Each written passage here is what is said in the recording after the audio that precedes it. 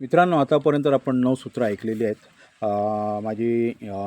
मला असं वाटते की आपणास ही सगळी सूत्र खूप उपयोगी पडत असतील. आपण जर याचं चिंतन करत असाल, मनन करत असाल आणि आपण आपल्या रोजच्या व्यवहारात याचा जर उपयोग करत असाल तर नक्कीच हे आपल्याला उपयोगी पडणार आहेत. आजचं हे शेवटचं 10वं सूत्र मी तुमच्यासाठी घेऊन आलेलो आहे आणि ह्या 10व्या सूत्रामध्ये आपण जसं आपल्या कर्मधर्माला, आपल्या नियतेला, आपल्या सगळ्या गोष्टींना आज आपण ईश्वराला साक्ष मानणार आहोत आणि ईश्वराकडेच आव्हान करणार आहोत. हे 10वं सूत्र तेच आहे की आम्ही ईश्वराकडे आव्हान करणार आहोत आणि हे सांगताना, हे करताना मलासुद्धा खूप आनंद होतो आहे. हे पुस्तक वाचताना माझ्याही अंगात खूप रोमांच येत होतं.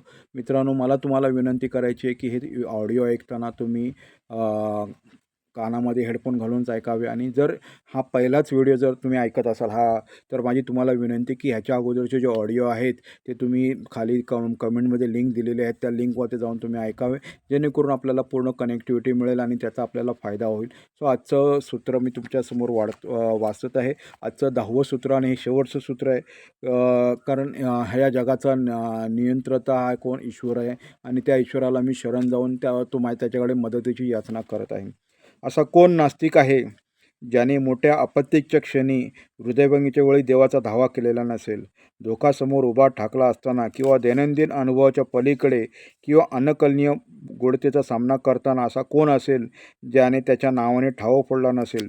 संकटसमयी प्रत्येक जिवंत प्राण्याच्या तोंडून उमटणारी ही सहज प्रकृती हाक कुठून येत असेल?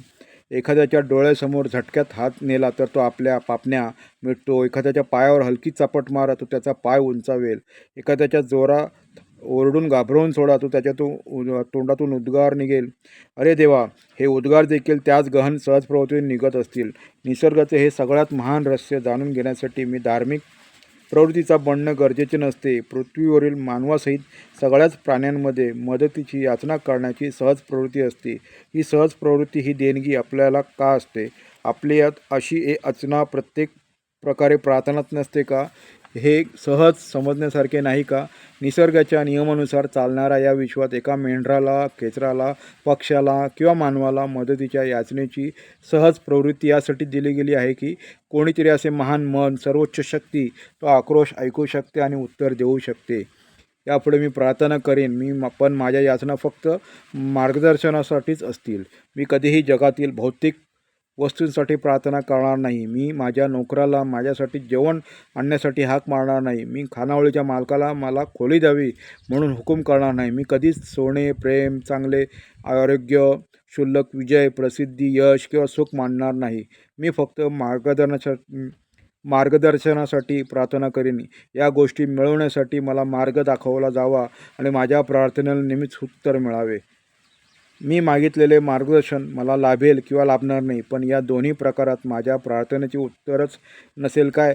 जर बालकाने पित्याजवळ भाकरी मागितली आणि ती नाही मिळाली तर याचा अर्थ वडिलांनी त्याच्या मागणीला उत्तरच दिले नाही असा कसा होईल?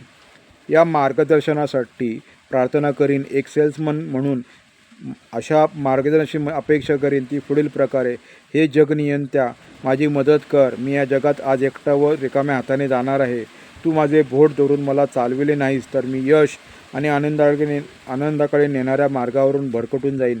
मी तुझ्याजवळ सोने, वस्त्र किंवा माझ्या योग्यतेनुसार संधीही मागत नाही. त्याऐवजी माझा पथदर्शक बन की ज्यामुळे मी माझ्या संधीला अनुरूप योग्यता मिळवून देईन. तू वाघाला आणि गरुडाला दातांचा, पंजाचा व चोचीचा वापर करून शिकार करायला शिकविले आहेस. मला हे शिकव की शब्दांनी शिकार कशी केली जाते व प्रेमाने कसे समृद्ध होता येते, ज्यामुळे मी माणसांमध्ये एक सिंह आणि बाजारात एक गरुड बनून जाईन. अडचणीत आणि अपयशात मला विनम्र बनायला मदत कर. तरीही विजयासह येणाऱ्या पुरस्कारांना माझ्या नजरेआड करू नकोस. इतर जे करण्यात अपयशी आहेत असे काम माझ्यावर सोपव. तरीही त्याच्या अपयशातून मला यशाची बीजे वेचायला शिकव.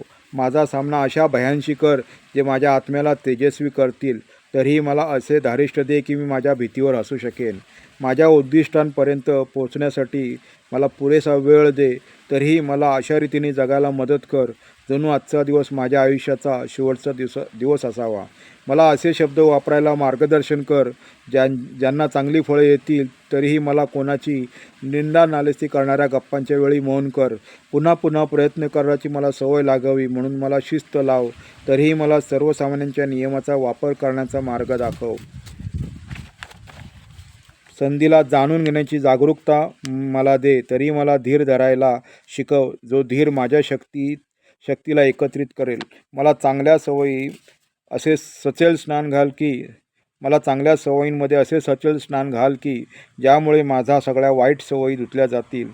तरीही दुर्बलांमध्ये मला करुणेचे ज्ञान दे. सगळ्या गोष्टी निघून जातील हे मला कळावे म्हणून मला कष्टही दे. तरीही मला आज मिळालेल्या आशीर्वादाचे मोजमाप करायला मदत कर. मला तिरस्काराशी परिचित कर की ज्यामुळे ते माझ्यासाठी अपरिचितही राहू नयेत.